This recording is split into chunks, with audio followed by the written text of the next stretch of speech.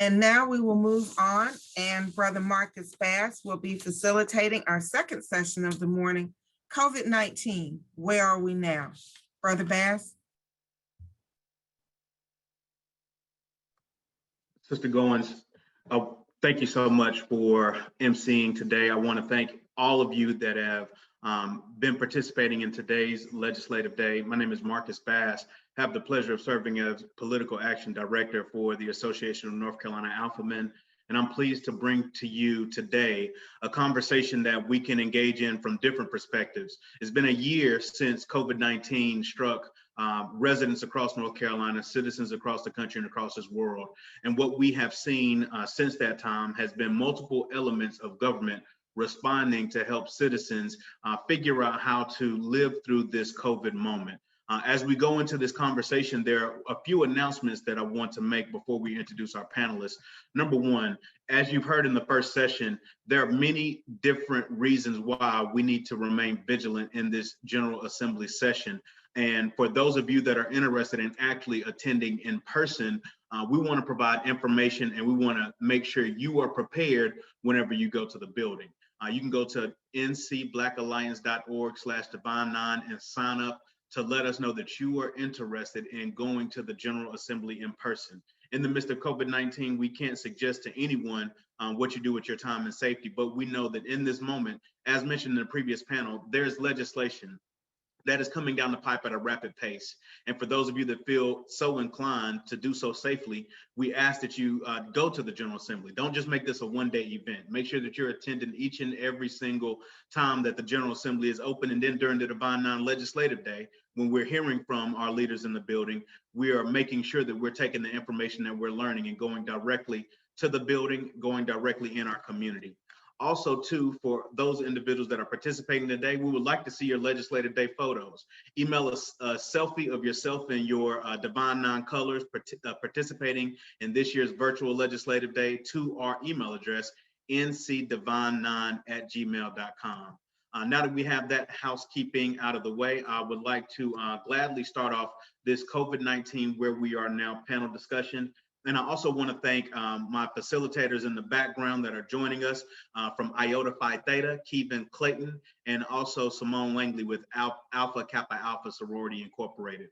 Now for the important part and the moment that we've all been waiting for, our conversation on COVID-19. This is part one. There will also be a separate section around mental health and COVID-19 following this. But it is very significant that we talk about not just the vaccination, the shots in the arm, but also the shot to our economy, the boost in education, and some of those critical areas that have been impacted by COVID-19. And I'm excited to have a host of individuals join us. We're not going to go into a long, drawn-out biography. We'll have our panelists introduce themselves as they see fit, but we're very excited to have administrators on a state level, advocates that are working tirelessly in community and in the General Assembly pushing policy, and then also our legislative leaders joining us for this conversation. First up, to introduce himself from the North Carolina Department of Health and Human Services, the Chief Deputy Secretary for DHHS, we have Mr. Cody Kinsley. Good morning, Cody. Want to make sure you hear us very good, and feel free to introduce yourself and any important information that you feel necessary in this opening portion of the panel. Sure, loud and clear. And it is a privilege to be with you all. I want to first thank Representative Smith, who was speaking earlier, and also Stacey Carlos from NC Counts, who has been a big partner with us on our Healthier Together work. It is a privilege to see many of you today gathered and eager to share what's going on with COVID. Could not agree more with you, sir, that, you know, while we are rounding a different part of COVID right now, we are not done. This has been a huge impact to our economy, to jobs, to health for the long haul, mental health in particular. And it's going to take hard work from all of us to continue to fight that. Not only while we see vaccine rates continuing to grow, we have a long way to go, but not only do we need to focus on that, we have to focus on the fact that we still have well over 1 million people in this state that don't have health insurance. And that if you got sick from COVID, that you may not have a connection to care for the long haul. And that if you didn't have a connection to care before COVID, then it's hard for you to sustain the services that you need moving forward. So we have a lot of work to do. The department is focused not only on tackling COVID, but on tackling the long-standing underlying issues that COVID really exacerbated. That number of folks that were uninsured, the fact that people of color are disproportionately impacted by not only this virus, but frankly, many other diseases and the health disparities. And so we've been trying to tackle this battle with not only our data to drive us forward, but transparently. We want to keep us honest. And I know that all of you, it was mentioned earlier, Good Trouble will not hold back to make sure you're holding us accountable at DHHS. And I want to thank you for that. That is important to us. We want to make sure that we can have tough conversations about the right thing to do, because frankly, doing the right thing after so many years of the wrong thing being done is going to be uncomfortable, and that's okay. So thank you all so much for having me here. Looking forward to this conversation, and continue to highlight all the things that we're doing made better by your partnership. Chief Deputy Secretary Kinsley, thank you very much for those opening remarks. I want to turn next to one of our leading advocates in not just this conversation of COVID-19, but in regards to health disparities, in regards to the context of a lot of policy concerns. Ms. Nicole Dozier is one of the leading directors for the North Carolina Justice Center. And in this conversation, she has some very important information to provide. And next, I would love to turn it over to another member of the Divine Nine by way of Delta Sigma Theta, Director Nicole Dozier. Well, good morning, everyone. Thank you so much, Brother Bass. It is my honor to be here on this panel. And I will not go through my presentation now, just kind of highlight some things about why I'm here. I found out, through all this, through I guess 25 years of being at the NC Justice Center, that the end of that time, I thought there would be key moments when we would bring healthcare to everyone in North Carolina, that people in the General Assembly that are leaders, that would actually do something right for Tar Heels. And so, but I was wrong.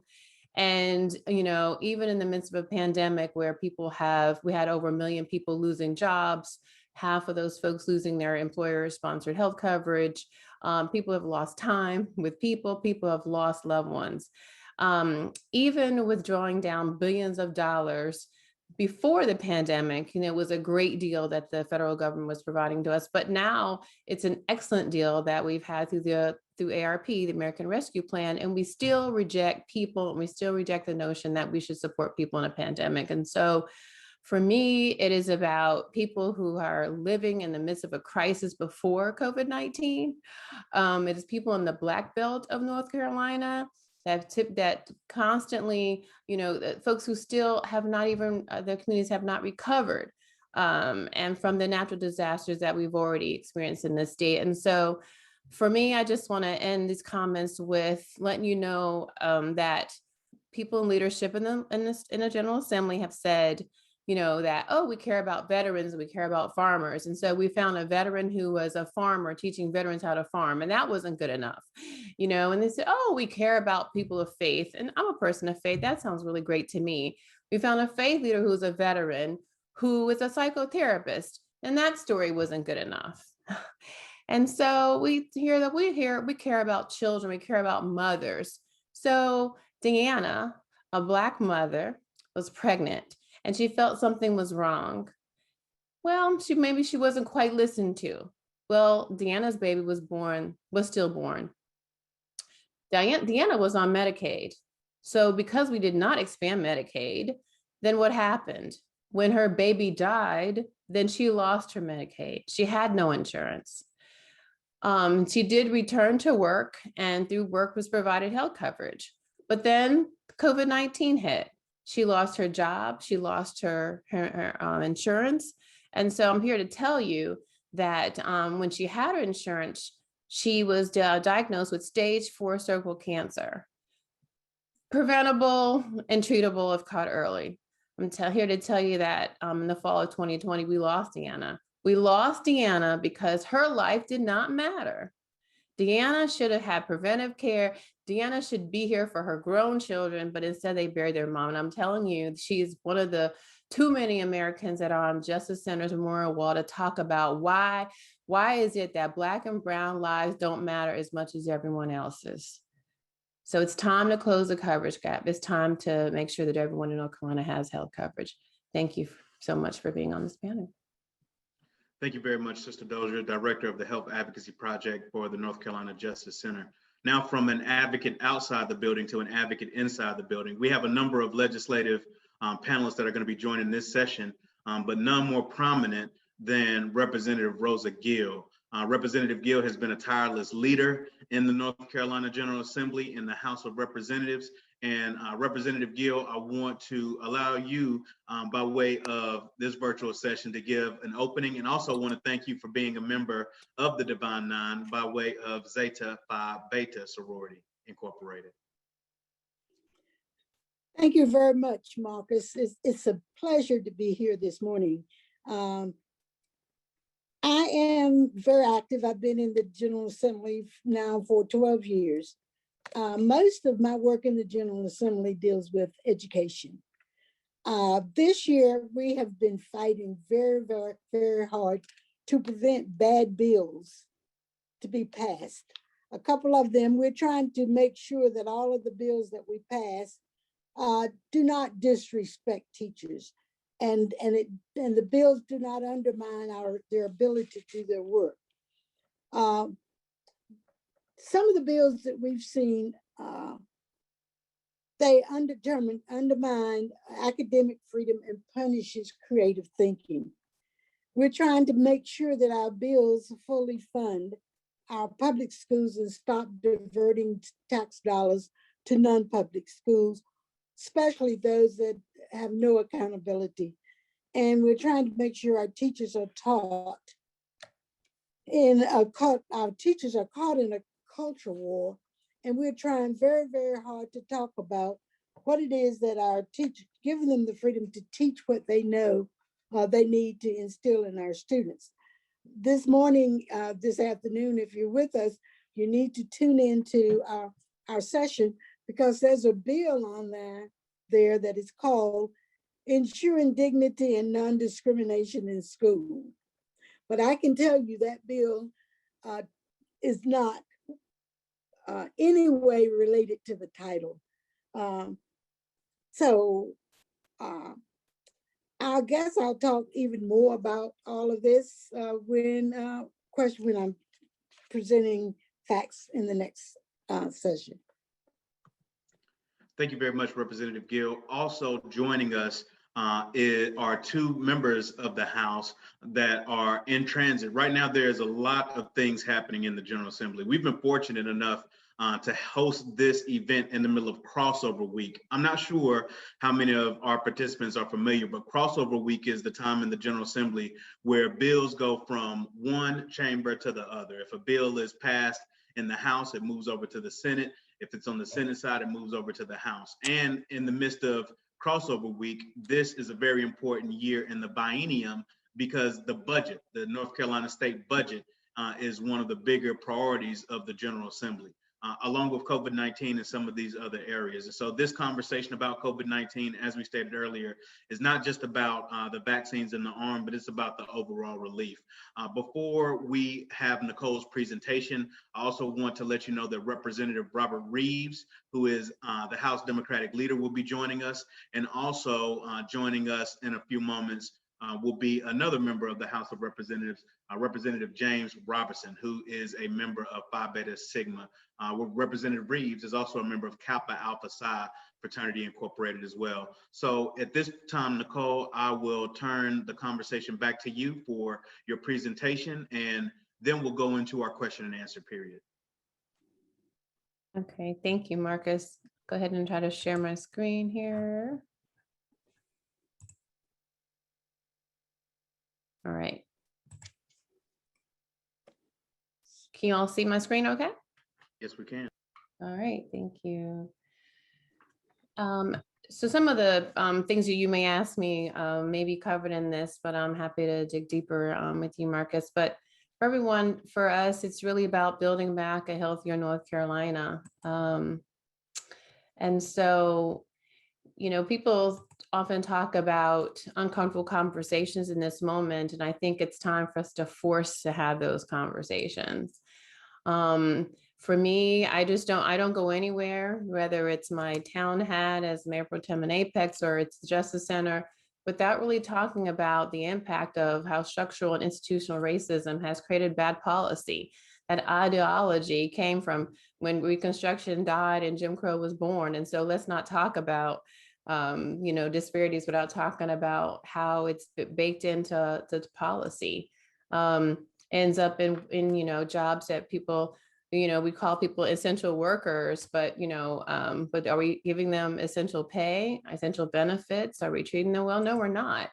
Pollution, who's living near places where pollution is more prevalent, and whose voices are heard loudest when there is an opportunity for an event or a location of something that can cause pollution to people's communities and neighborhoods, whose voice gets heard the loudest and gets those projects moved further down the road.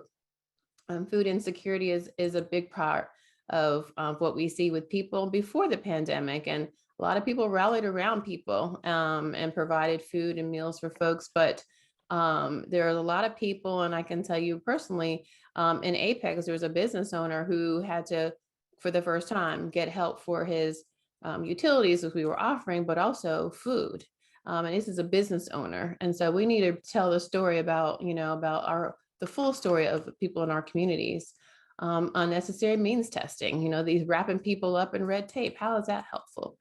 And so I think we just need to be unapologetic about what these solutions are, and we need to stop coming up with solutions without having people at the center of them.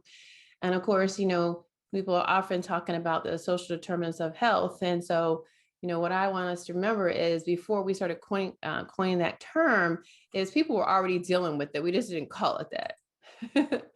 And so I just thought I would share with you all about some of the things that sort of determine what our health outcomes are. If you look at, the percentage of like health behaviors, clinical care, our social and economic factors, and our home physical environment, and all the things that sort of help determine our length of life and quality of life. And policies and programs are definitely part of that, our health outcomes. And in talking about the Black belt, I just wanted you to see if you can see my cursor here, is that I just wanted to show you that our quality of life and length of that life really determines sort of where you live in North Carolina too. And you can see that in the reddish areas where we have, in these corridor here and on the top part of the state, northeastern and southeastern, we know where the Black belt or where slavery was, people who were enslaved is most prevalent, but also where we have more poverty, less jobs, job growth, less growth, economic growth. And so, what happens to people, all people in those communities, if we're supposed to be one state? See, the next one wanted to just show you a little bit more about the same thing. The same color in the dark and the sort of the mustard color is sort of our health behaviors, our clinical care, access to health care, and our physical environment are still showing disparities from this area of the state and the rest of the state. I'm going again, looking at poverty. If you look at like 30%, the more red is the more poverty. You can see that too in the same part of the state. So have we really even recovered from slavery? Yeah. And then some of you may have seen, I think HHS did send out this too, the social vulnerability index in our state. And speaking of unemployment and our median household incomes and poverty rate, and people are uninsured, it's still, if you look at the mustard color, it's still in the same part of the state where slavery was more prevalent.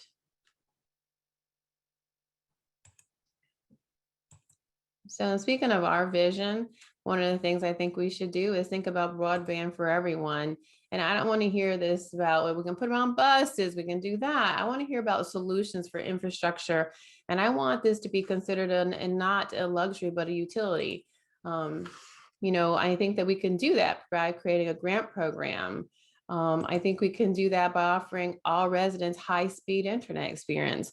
We're telling people to stay at home. Well, if people are isolated and can't use it to learn at home, to go to school, to learn from home, to work from home, and also to connect with other people outside their home, then, what are we telling people to do? And people need to be able to afford it as well. So theoretically, you want to just say that it should be, no lower than 50 megabytes per second. I also want to talk about food deserts. And if you look at our state, you can see, note on the map, we have 333 extreme food deserts, and we just think that's a shame. And then thinking about how this presents itself in our communities. There's more heart disease, diabetes, and childhood obesity. It's just unacceptable. And it's far-reaching, of course, for our society. And so we need to eliminate disparities. My son and I did a project where he shopped at a local grocery store and then went to a gas station that was more accessible to people who had lower incomes, and to see if we can find things. And we were told by one of the merchants, I wouldn't, that he said, there's fruit there, but it's not fresh. So, what's the purpose of having fruit if it's not fresh and it looks fresh? And so a lot of the things we could purchase in our grocery store, was not available at the local store. So how is that bringing access to people in the community? It's not.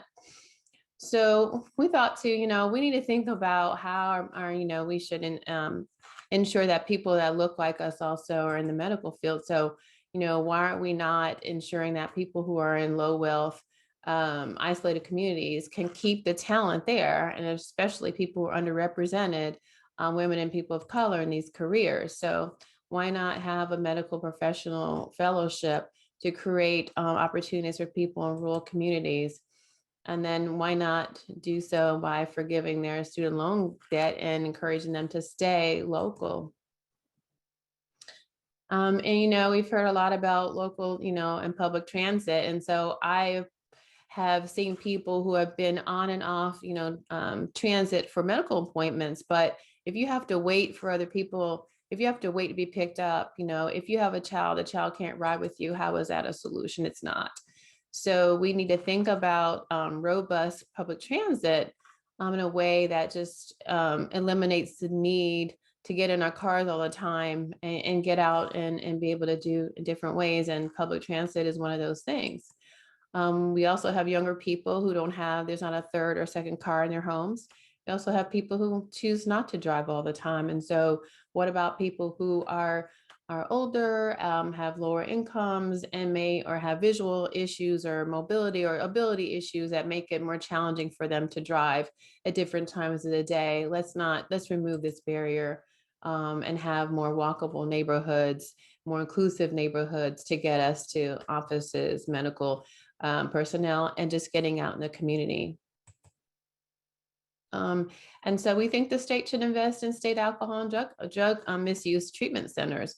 We hear some certain lawmakers talk about substance use disorders and opioid and things like that. So let's talk about putting some money behind this value. And so let's think about how we criminalize things in the state and as country, and why don't we think of it as a medical issue? Now that we're talking about opioids, that's a medical issue where there's plenty of issues we could talk about that should have been treated as medical issues, and it's time to do that too. 71% of the people in our state, are in prisons who need long-term substance use disorder treatment, 65% with mental illness. If we really truly care about everyone in our state, we should be thinking about this. And so again, just having people getting care in the appropriate setting is what I think our values should be. And I will end the point. So I need to stop sharing. Wow, Nicole, that was fantastic information. I see a lot of questions and comments in the chat. You really hit home on a lot of topics, and in particular, these maps that help show some of the disparities in a visual form. These communities, and particularly the eastern part of the state, known primarily as the Black Belt, are still dealing with the effects of slavery on many different ways. I know some people like to suggest that slavery has ended. It has not ended, because those that are incarcerated are still considered, by virtue of the Constitution, that enslaved population. But for those of us that were liberated from the Emancipation Proclamation, if we still live in some of these counties, we're facing effects in the aftermath of slavery. And then you put COVID-19 and the disparities that COVID-19 has provided on top of that, and it really paints a very interesting picture. So thank you so much for doing that. There's a few questions that I have for you, but I'm going to hold those until we get to the question and answer section. And then I think in the regards to funding, I know Representative Gill has some information around the American Recovery Plan. So when folks hear of these different services that you're speaking of in your presentation, people forget that we have a $5 billion surplus in the state of North Carolina. On top of that, we have American recovery plans, American relief funding that is coming by way of the federal government. And so there's a lot of different ways that the state can go about investing in these communities that have been divested in since slavery. I want to turn it very quickly to Chief Deputy Secretary Kinsley to give us some information, if possible, around improvements in the vaccination process. We do know that there are many individuals that still have yet to become vaccinated, but North Carolina has led southern states and the better part of the country in vaccination rates. Are there any findings in this first year that will be helpful as we try to climb out of this pandemic situation? From your purview of DHHS also, there's a number of elements in regards to health that I think you could probably add to the conversation as well. So I want to turn to you for any comments in the immediate after piece of this presentation that we just saw from Director Dozier. Thank you, sir. Absolutely. So North Carolina has really centered its work around vaccines around 4 key principles: fast, fair, easy, and everywhere. And I want to emphasize in particular everywhere. And it really goes back to some of the key points Director Dozier pointed out about access and utility. Not everybody has the time off work to travel to a hub kind of mass vac site. Not everybody has the time to constantly, or the broadband to constantly stalk an internet site to try to find an appointment, right? Not everybody has the time to get an appointment and then give their employer almost no notice to take time off work to go get the shot, or to take time off work for those after shot symptoms that are not at all related to COVID, just your immune system doing a good job of protecting you. And so that's why easy and everywhere has really become the most important parts of what we're doing right now. So we're up to over 1,000 potential state sites where folks can get vaccinated across the state. We continue to push to have more and more walk-in sites available, right? So it's convenient. I mean, my vision is that you pass on your daily routine 3 opportunities to get vaccinated, and that at least one of those is a walk-in site that requires no notice. We've told our providers that we would rather they give someone a shot than worry so much about finding the next 4 people they need to give a shot to use up that entire vial, right? We're at a place now where we have lots of supply. That's great. And we also know that early on, a lot of folks tried really hard to find a shot and they got really disappointed and frustrated.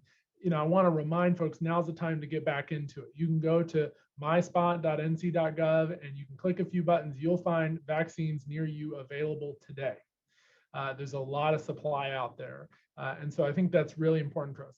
Through this process, some of the things we've learned that I think continues to build on the work that we need to do is that our federally qualified health center partners did a phenomenal job throughout the state. And that, I think, lifts up the fact that they have, especially in those regions we were talking about earlier in Director Dozier's maps, proven relationships with communities that matter, especially as folks have real and genuine questions about what's the shot going to do to me? What's the impact? What's the data show? What did we learn? Those sorts of conversations are best had between people that they trust and themselves, often their doctor that they have seen before.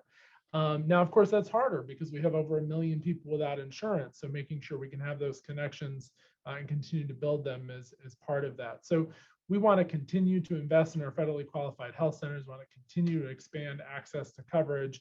We want to continue to make sure that it's easy and everywhere. But I'm asking all of you, the over 1,000 people that are on this, to make sure you find a time to get a shot. The biggest thing that's changed now is that 12 to 15-year-olds can now get the Pfizer shot as well. The federal government has moved that, but make sure you're talking to folks about why you're rolling up your sleeve to take your shot. I think that's really important. Oh, if I may, sorry, one more thing. Just jump in there. We also just put out a new map. I think that North Carolina, I really attribute a lot of our success and leading in the South in access is because of our mapping strategy and the data and the transparency that we've had. We've consistently been ranked as having the most complete data on race and ethnicity in the country. So I can tell you where we're good, I can tell you where we're bad and where we need to focus to be better.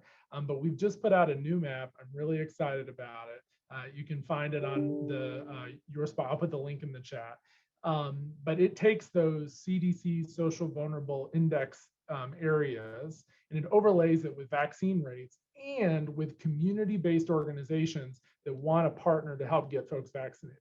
This is a great organizing tool for each of you in your communities to help coordinate folks around the goal of getting your friends and neighbors vaccinated. We'll continue to update that. We've done it by census tracts, so 2,195 census tracts. So we can get hyper local here. We can know how we're doing in our own community, what CBOs are at the table, what vaccine providers need to be partnering with them. And if there's any way we can help to try to bring those partnerships together, let us know. That's a big part of where we're heading for the next several months. Thank you very much, Chief Deputy Secretary. I want to go next to Representative Gill. Representative Gill, how do we pay for these things? We know that the federal government is allowing free vaccinations, and that is very key. But when we talk about the aftermath, how is the state and how is the federal government planning to support residents in the midst of all that we're seeing taking place? Thank you, Marcus. I think I'm on. Yeah.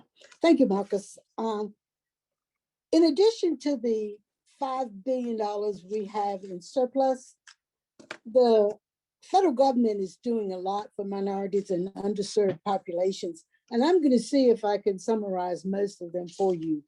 For schooling and education, there's about $161 billion. And I can give you a breakdown of that later on if you want to. In higher education emergency relief, there's about $39.6 billion available until September 20th, 24. All of this money has to be spent by September 20, 2024.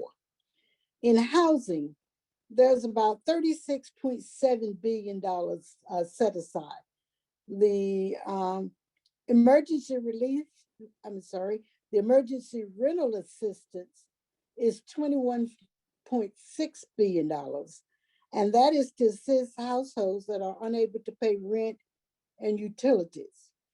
Then we have the homeowner assistance fund, which is about $10 billion.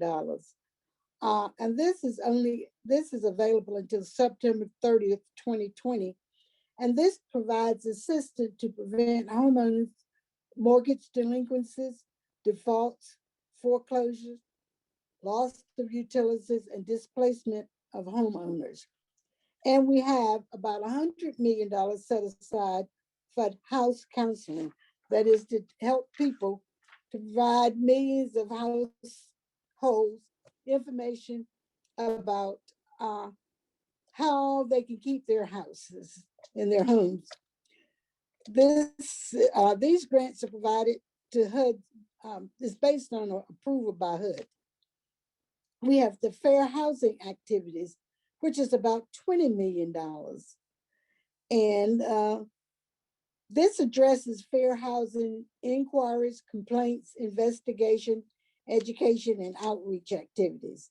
We also have the low income home emergency assistance program, and that's about $4.5 billion.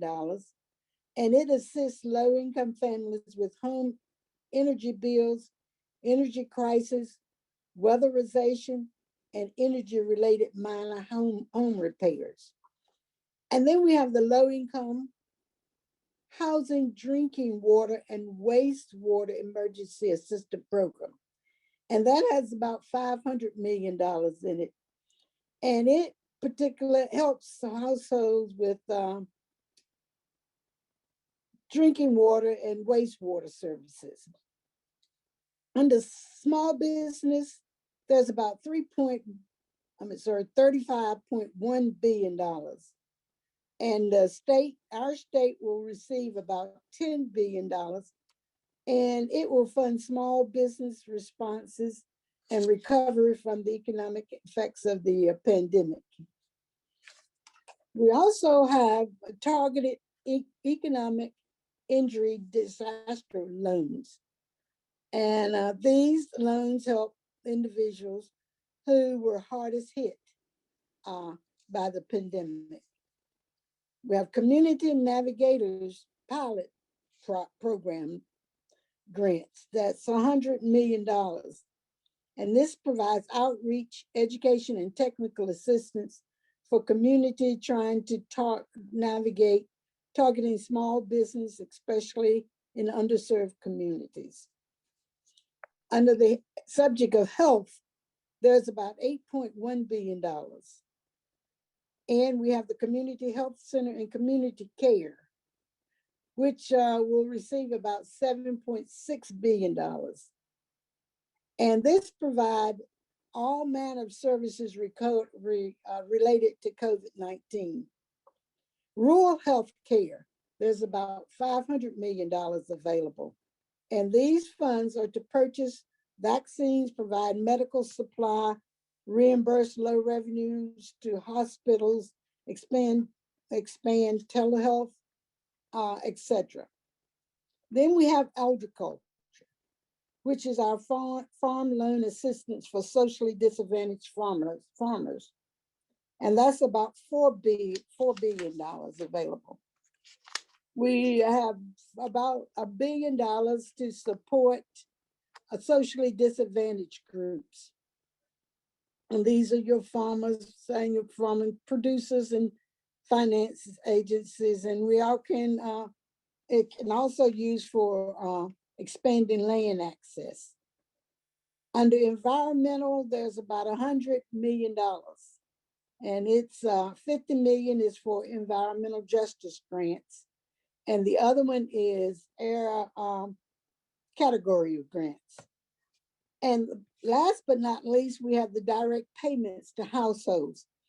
They provide about $1,400 directly to each adult and qualifying child, $1,400 direct payment to each adult household or each adult that makes less than $90,000, and $2,000 for children,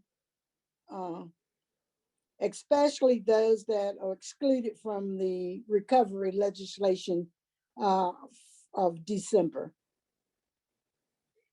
And those are most of the things that I've given you, and I can get this information, a summary of this information to you, but that is what I could find in the American Recovery Plan that would help minorities and underserved populations. Representative Gill, that was an amazing amount of information. We just heard you speak to billions of dollars that are coming into our state. This is going to be one of the largest transfers of wealth that we have seen in our lifetime. And I want to bring in House Democratic Leader and member of Kappa Alpha Psi, Representative Robert Reeves, to talk a little bit more about what do those numbers mean?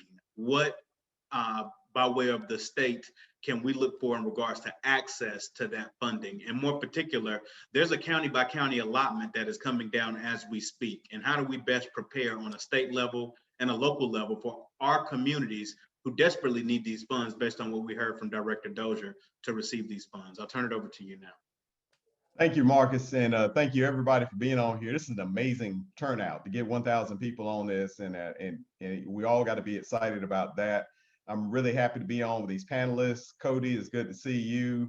Director Dozier is a fierce advocate for Medicaid and all things at minority health, and Representative Gill has been the best supporter I could have while being in the General Assembly, and I appreciate all that she's done. And so I thank all of you for being here, and thank all my members of the Divine Nine who are in the House with me.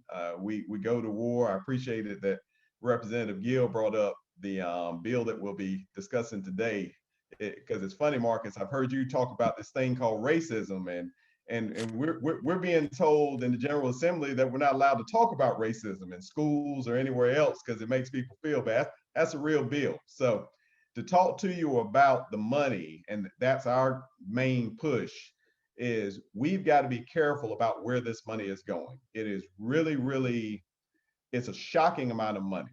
And it's kind of funny when you listen to the different dialogues about it. The $1.9 trillion that's coming down to all of the states in the American Rescue Plan is almost pound for pound the amount of money that was put together in 2017 for a pretty huge tax cut that was done. That tax cut cost us $1.6 trillion. The tax cut is talked about as saving money. The 1.9 trillion in the American Rescue Plan is talked about by some as wasting money. And my position is that what all of us have to remember is everybody on this call pays taxes. And that tax money is your tax money. That tax money is not tax money that somehow belongs to the wealthiest in this country and nobody else. That money is meant to invest in our people. And so when you talk about what could get done, one of Nicole's points is to the first thing on my mind. I mean, we talk about healthcare, but think about how transformational it would be just to have broadband in this state, to every corner of this state. And a lot of you that are involved in politics and legislation, look at how easy it would be. This isn't a complicated matter. This is not the American Rescue Plan gives us the money, and the legislature has the ability that by the end of the cycle, we could have broadband available in every inch of this state. But we've got to do that. And that helps us with telehealth, education, economic development. Imagine all of these areas that we could develop even more now that we know how to work from home. Now we know that we've got an international economy. Imagine what we could do with that. Look at the healthcare disparities that we're facing, and they all, just like Nicole was talking about, are social determinants of health, are really what got us to where we are, because we don't get the same healthcare as others do. And again, that's something that your government can help with. And that's something that we've got money for. The federal government is begging us to expand Medicaid. Right now, all of the arguments that you heard about Medicaid are now gone. The federal government has put us in a position that if you accept Medicaid expansion now, basically the first 6 years are paid for. And think about that. 6 years, and this isn't a situation, we get confused sometimes when we talk about Medicaid expansion because we're thinking about those people over there who need insurance. Medicaid expansion helps everybody. It saves hospitals. It reduces your health insurance costs for those of us that have health insurance. It reduces healthcare costs. Those kind of things can get addressed with this. And again, economic development. We can take money and invest in people. We could fix this terrible unemployment system we've got, but then on top of that, we can invest in people and help them train to get back to work. We can invest in community college. We've had an unprecedented expansion in North Carolina. When you talk about companies coming in, we've got Apple and Google are the big ones. And I want folks to know on the Divine Nine call, part of the reason Google located here, and that one didn't get as much publicity as Apple did, but that was a big expansion.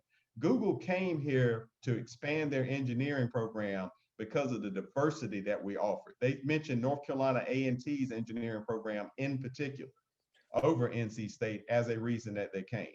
So we've got all these opportunities, but we got to get people educated.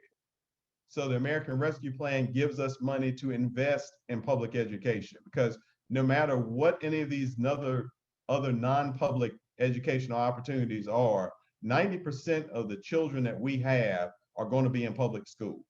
And if we don't give them a good basic education and then give them a good community college system and university system to go into and post-university, post 4-year degree system to go into, they're not going to be able to compete. So when we're fighting, we need to be fighting for everybody. The bottom line is this. This is your money. Don't ever let anybody tell you that this is somebody else's money, or this money is better off if we invest this in wealthier folks in our community and let them trickle that down. For those of us old enough, we know how trickle down worked. It didn't. But we're still talking the same politics even today. This money needs to be invested in the next person that's going to help us cure cancer, the next person who's going to help us along the information superhighway, the next person who is going to be the great leader, the next Barack Obama, whoever that is. That investment's got to happen now. And that investment doesn't happen by just investing in the top 1%. So thank you, Marcus. Thank you very much, Leader Reeves. I want to go back to Nicole. Nicole, everyone is asking about the information that you provided, and we want to let folks know that we are recording this session. You'll be able to get this information directly after the legislative day. We'll make sure that this is provided to all the participants, as well as presentations were available in different forms, PDF form, maybe one of the best ways to receive it based on the size, as well as the information Representative Gill provided. She stated that she would make sure to give some talking points to us so we can share this information. I want to talk about this phrase that you have brought into the discussion, social determinants of health. Director Dozier, break that down in plain English for us. And how does that equate to that sliver of the Black Belt counties that are underserved? And how do we help combat these social determinants of health in not just our lives, but also through legislative process as well? Yeah, thank you for that. Yeah, like I said, we've been dealing with things outside of our homes, outside of receiving care. We just didn't call it that, right? And so about 70% of your health outcomes are determined outside of where you receive care. So, so if people have issues related to interpersonal relationships or interpersonal violence, that does impact them. And so people have to be able to be in safe spaces. People also need to be able to call for help, be able to get help that they need. And so if people are able to go to the doctor, do they have access to a doctor they feel good about, that they trust? We have, studies have shown that oftentimes if your provider looks like you, then we may listen to you differently. And so even in the ACA, there is sort of a provision related to cultural sensitivity, but just cultural awareness and all of that. And I hate to say sensitivity because we shouldn't have to go that far with it. So I think we want to remind people about that, but also healthy food. So I spoke about the food deserts. And so people can get access to food, but is it healthy? If a doctor tells you that you need to be on a certain diet, well, if I'm not able to afford that level of food, then how much does what the doctor provides me, his or her plan for me, how much can I follow that plan if I cannot access that healthy food? If I'm told to eat salmon and then can I really afford salmon all the time, or I'm going to buy something that stretches longer for my family? And so do we really provide opportunities for people through our food pantries that are healthy, but also, maybe not always canned food, but is it, are we supporting the Black farmers? And are we doing things like that, or to innovate to bring healthy food? Are we teaching people how to prepare different types of food? We have health fairs. What are we doing differently around that? How are we using technology to help people be able to think differently about and have a different relationship with food? And also related to food is if people are having a struggle related to food, can they actually talk to a provider during telehealth? Well, if they have 2 tablets and 2 of their kids are on them, and or if it's hard for them to access telehealth because they have a certain type of job, are we providing different ways to talk to providers and therapists? I will tell you, I've asked HHS related to a woman who is Vietnamese, whether she can access a Vietnamese provider for telehealth. So we have an issue here where we don't have enough people who speak certain languages, for example, to be able to get people to speak to them with their language and culture, who are struggling in this moment. Transportation. So if it takes me so long to get to back and forth to work and try to figure out how to take off of work, how much does transportation prevent me from having a healthy lifestyle? So, I will tell you from being in my home for over a year that my health is actually better, because getting in the car and driving an hour back and forth and then traveling the state and all of that, what traffic and stress and all that does to you, it impacts people in a real way. So we should think about, how can we bring jobs closer to people? How can we be people closer to jobs? And so where people live matters too. And our communities need to be more diverse in general, so that other things that we do sort of bring people closer to people, so that our relationships are stronger and tighter. So those are things that I think, and what I want people to think about with policy is that we need to keep people as a centerpiece of policy. And how do we engage with people that we're calling as essential workers to see what they need? Or are we just as advocates always speaking on behalf? So that is why I, before COVID, always intentionally speaking with people who are directly impacted, which is why I hired a storyteller and people who worked on harm reduction, just people who were really on the ground in a way that I wasn't. So I would always be connected to people, and many people on this call who are more connected to people on the ground. So then I can tell their stories in a real way, like I know Deanna's story and Jessica's story and so many more.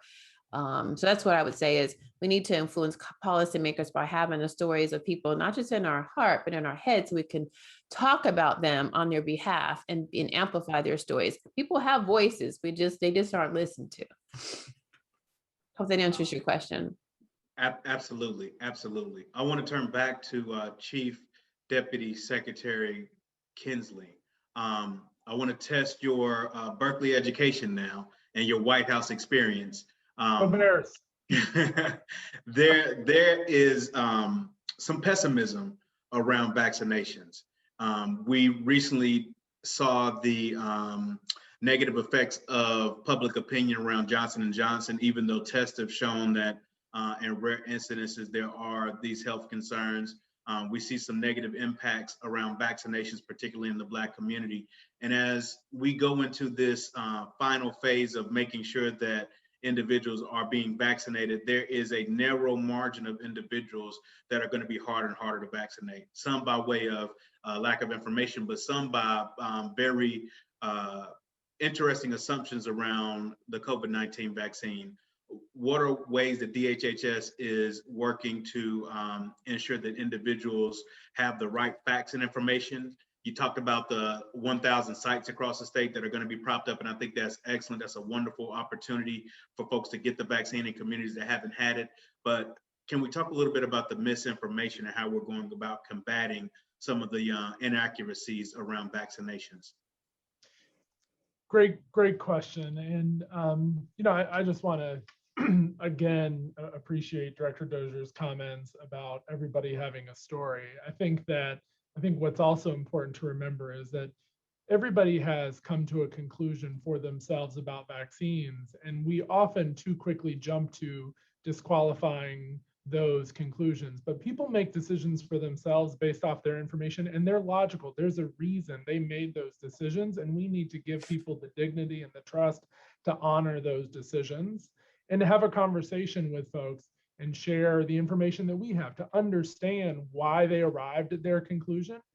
And it's not hard to understand the systemic racism and lack of access to healthcare and the long legacy that slavery has in this state, to understand, and the impacts on eugenics in North Carolina. There's a lot of good reasons why people have had concerns, both broadly and specifically, about vaccines.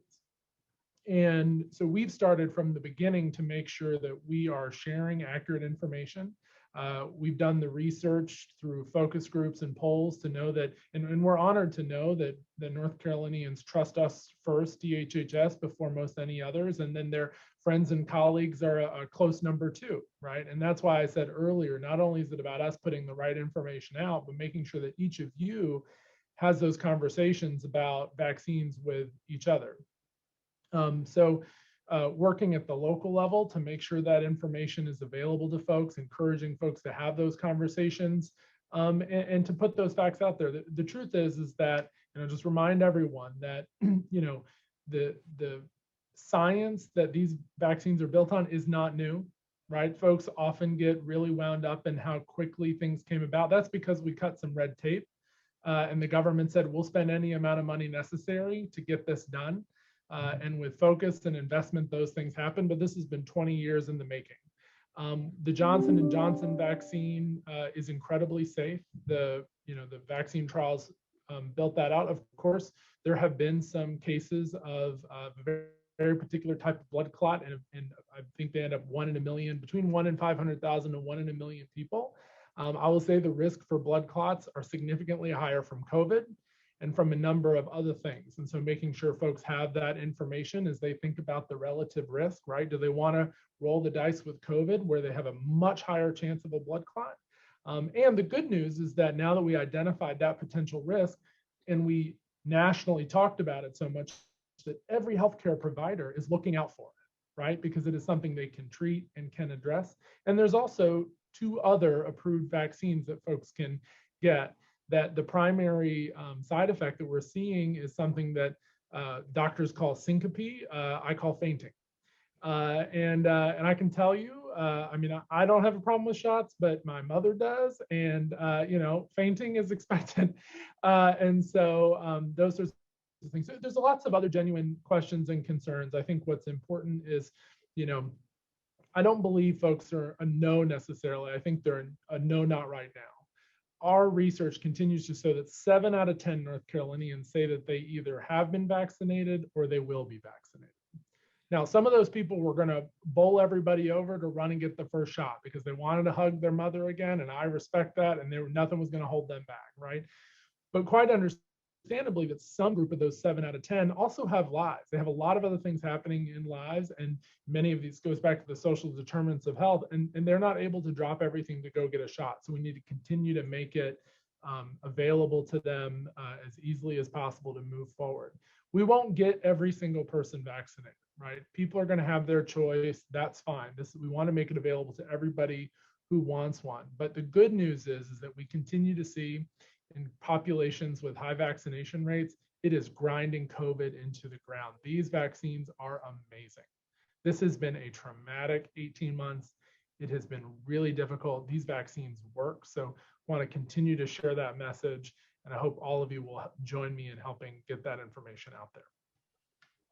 Thank you, Chief Deputy Secretary Kinsley. We hear that you have another engagement, another conference, and we really appreciate your participation in this panel. And I think the remainder of our time should go into legislative action and advocacy, because that is exactly why we are here. But it is helpful to hear from our state leaders and hear from state staff in regards to the updates around this process, because we want to be well-rounded with information as we approach the building in multiple ways to advocate for our community. So thank you very much for your time. And I'm going to toss it back now to Representative Gill and Representative Reeves as we begin to look at legislative measures that are emerging to complement, or in some cases suppress, the federal funding. There is a role that the Divine Nine must play, and we have to play. I think Representative Smith ended her panel remarks by encouraging us to do more.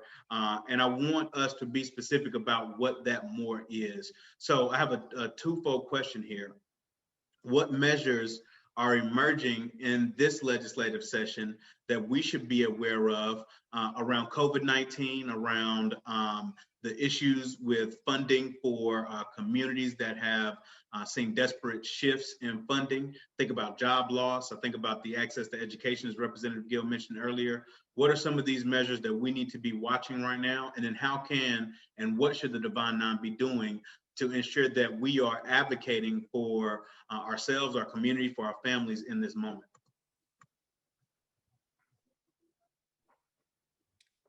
I'll yield to the leader first.